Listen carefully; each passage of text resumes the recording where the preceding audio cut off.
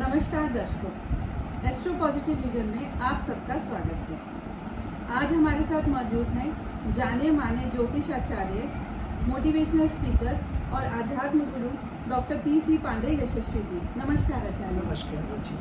आचार्य जी, कुछ लोगों ने प्रश्न पूछे हैं और उन्होंने ईमेल के थ्रू प्रश्न भेजे हैं, तो अगर आपकी आज्ञा हो तो मैं प्रश्न पूछूं आपसे? बिल्कुल, आप पूछिए।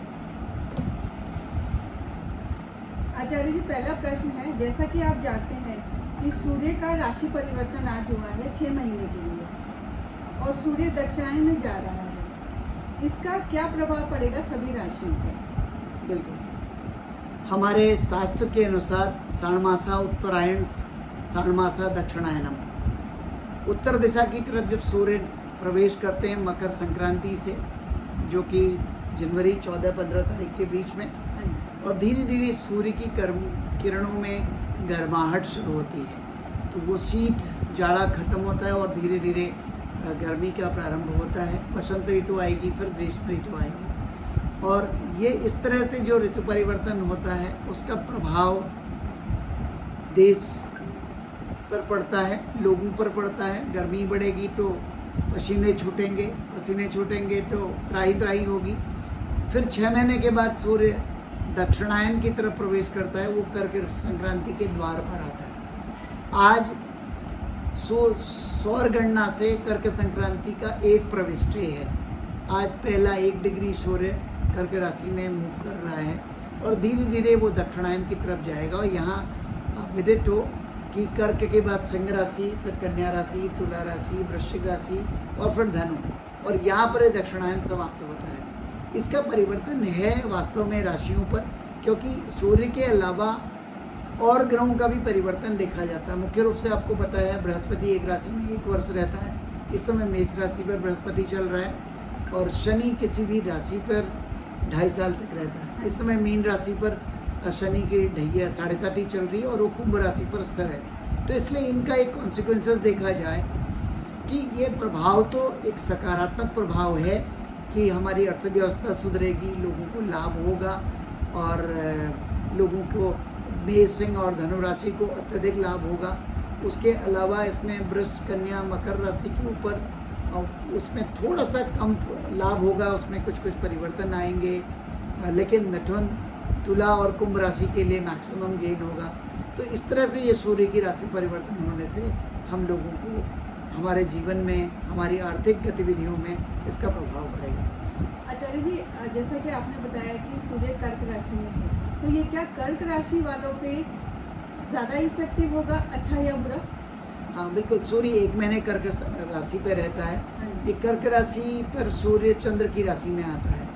यद्यपि मित्रवत है, लेकिन कर्क राशि जलीय राशि है, तो कर्क राशि के ऊपर ये 1 महीने का जो पीरियड है ये ठीक है। जब सिंह पे जाएगा तो कर्क राशि के द्वितीय भाव में यानी धन राशि पे जाएगा, तो आगे आने वाले टाइम कर्क राशि के लिए ज़्यादा अच्छे हैं। अदर अगला 1 महीना अगस्त, सितंबर और मिड अक्टूबर तक का जो टाइम है, जहाँ तक सूर्य तुला में जाने से पहले, नीच होने से पहले 3 राशियों में मूव करेगा, वो फ्रेंडली साइंस है। तो उनमें कर्क राशि के लिए ज़्यादा अच्छा लाभ देगा जी। अच्छा, दूसरा प्रश्न पूछा है, बृहस्पति और राहु मेष राशि पर चल रहे हैं, जो मैंने अभी चार्ट में देखा 5th हाउस में है, तो ये गुरु चांडाल दोष बन रहा है, इसका क्या प्रभाव पड़ेगा? जी, आपने कहा धनु राशि भारत की राशि है, उससे 5वें भाव में पड़ रहा है। गुरु चांडाल दोष है, तो चांडाल दोष जहाँ भी बनता है, गुरु वेल्थ का, प्रॉस्पेरिटी का प्लेनेट है और गुड हेल्थ का है। राहु आ जाए तो फिर उसको ऑब्स्ट्रक्ट कराएगा, इसलिए आर्थिक गतिविधियों को रोकेगा, जितनी ग्रोथ होनी चाहिए उसको रोकेगा।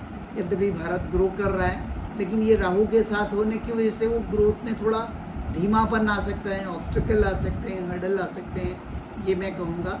और इसमें जो मेष राशि पर चल रहा है, क्योंकि मेष पर तो गुरु चांडाल दोष बन ही रहा है और बृहस्पति की अपनी राशि मीन और धनु है, उनके ऊपर भी इसका प्रभाव पड़ेगा, क्योंकि यद्भावनाथ रिपुरंद्र रिष्पे दुस्थानपो यद्भवनस्थितो वा तद्भावनाशम कथयन्ति तस्ज्ञा शुभेक्षुदे तद्ग्रहस्य स्वख्यम। तो जुपिटर का जो परिवर्तन है न केवल जिस राशि में गया है वहाँ है, बल्कि अपनी राशियों को भी वो प्रभावित करेगा। इसलिए मैं कहूँगा इसलिए संयम और धैर्य रखने की ज़रूरत है।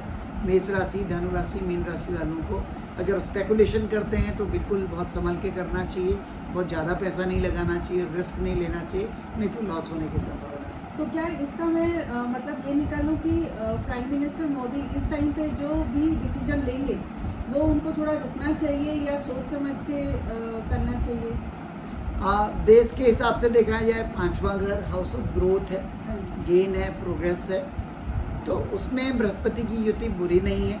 मोदी के हिसाब से देखा जाए वो राष्ट्र के लिए देखेंगे तो मुझे लगता है थोड़ा वो इफेक्ट उतने ज़्यादा नहीं पड़ेंगे, बहुत स्लो ग्रोथ होगी। यद्यपि इकोनॉमी को बूम कर रहे हैं, अभी फ्रांस के साथ उन्होंने रुपया का लेन देन में व्यवहार का कर लिया, अब यूपीआई से फ्रांस में जाके रुपये से पे कर सकते हैं। कई कंट्रीज़ के साथ ऐसा संबंध बन गया, तो 18 कंट्रीज अभी आ गई उस दायरे में, तो ग्रो कर रहा है। बट मैं कहूँगा वो ग्रोथ हमें शायद उसके बाद ज़्यादा दिखाई देगी जब बृहस्पति राहु अलग अलग हो अलग जाएंगे। अलग। जी। तीसरा प्रश्न है, मंगल व शुक्र सिंह राशि पर है, तो क्या इस वजह से फ्लड या बाढ़ ज्यादा आई है? बिल्कुल, आपने ठीक कहा। मंगल और शुक्र एक राशि में जब आते हैं तो मंगल ऐसा ग्रह है जो फायर है, हाँ जी। उसका सिग्निफिकेंस शुक्र जल राशि का सिंबल है, तो थोड़ा असंतुलन बनाता है। इसको भौम भार्गव योग भी बोलते हैं।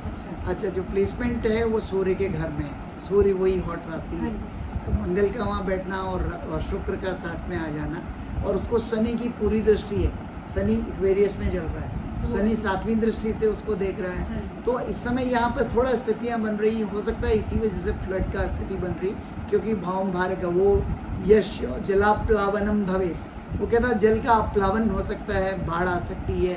और हम देख रहे हैं कि उत्तराखंड, हिमाचल में तो वर्षा ज़्यादा हो रही, वहाँ तो बिल्कुल तहस नहस हो रहा, सार्वजनिक जीवन, सामाजिक जीवन अस्त व्यस्त हो रहा है। और साथ में हम दिल्ली देखेंगे, देश की कैपिटल, उसमें भी अछूता नहीं है, इतनी बाढ़ आ रही है, नदी गली गली नदी नालों के रूप में परिवर्तित हो गई है। हाँ, इसका परिवर्तन है। और जैसे गुरु चांडाल दोष का हम देख रहे थे, वो एरीज साइन में बनने से उसकी वजह से भी प्रॉब्लम है। गुरु चांडाल दोष खत्म कब हो रहा है? वो नवंबर में खत्म हो रहा है, 28 नवंबर को। उसके बाद शायद मेष राशि के लिए, धनु और मीन राशि के लिए भी बहुत अच्छा परिवर्तन होगा, और हमारे भारतवर्ष के लिए स्थिति ज़्यादा कारगर होगी। जो मोदी जी एफर्ट डाल रहे हैं, उनका रिजल्ट शायद तब मिलना शुरू होगा। जी। अच्छा, इनका किन किन राशियों के लिए ग्रह अनुकूल है इस समय? बिल्कुल, ये जो कर्क संक्रांति आई है अभी, अगर हम देखें मेष, सिंह, धनु, इन 3 राशियों के ऊपर सूर्य, बृहस्पति और मंगल, इन तीनों का प्रभाव बहुत शुभ है।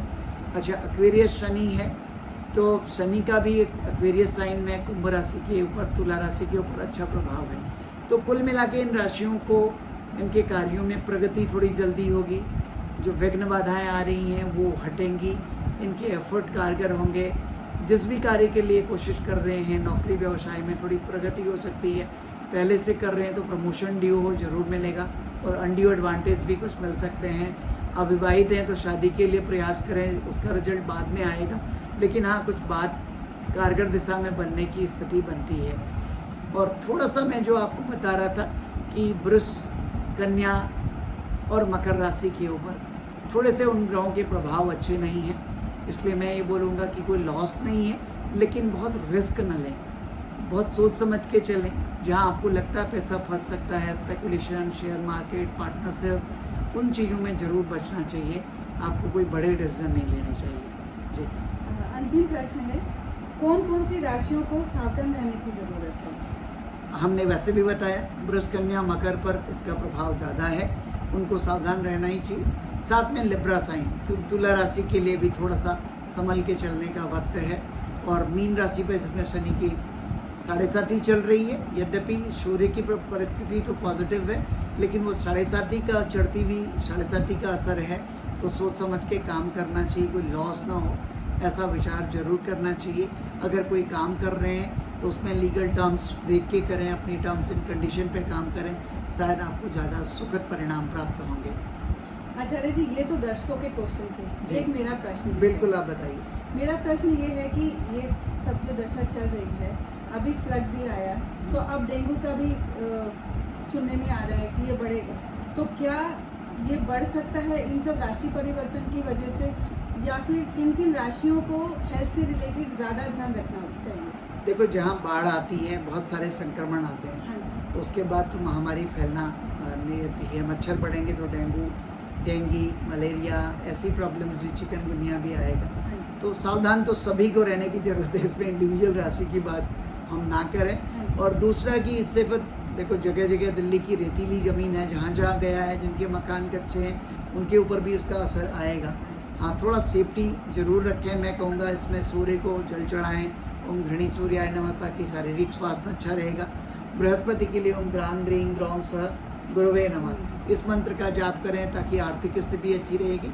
और सब लोगों को अगर अपना हेल्थ ठीक रखना है तो ओम हॉन्ग जूंग सह माम पालय पालय सह जूंग हॉन्ग ओम, इस संजीवनी मंत्र का जाप करना चाहिए। जरूर इससे लाभ होगा। आप स्वास्थ्य की दृष्टि से, आर्थिक दृष्टि से, सामाजिक दृष्टि से शायद अच्छी स्थिति में पहुंच पाएंगे। आपको अनएक्सपेक्टेड लॉसेस नहीं होंगे।